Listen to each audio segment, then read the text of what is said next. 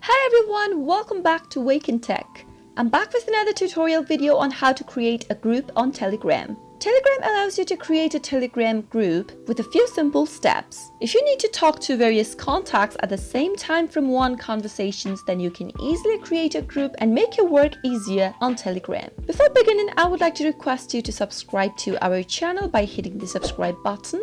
Also press the notification bell icon so that you'll never miss another update from us. Start off by opening up your Telegram application from your app drawer. Make sure you're logged into your account. Once you are in, from your home page, tap on the pencil icon at the bottom right corner of the screen. Now, at the very top, you'll be able to see a new group option. Simply tap that on. As you can see that it's shown that you can add up to 2 lakh members on your Telegram group. Go ahead and select the people from your contact list that you'd like to add in a particular group. Once you've made your selection, simply tap on the next button at the bottom right corner. Now enter the group name into the text box at the top. Given a name of your choice to your new group, let me just simply type in new group for today's video just to show it to you. You can also finish off your group name by adding emojis by tapping on the emoji icon in the right corner. Select the emoji that you'd like to use for your group. You can also add in a profile picture to the group by tapping on the camera icon in the upper left. Select a picture from your library and simply tap on the tick button at the bottom right corner to finish off creating your group. And there you have created a new group on Telegram.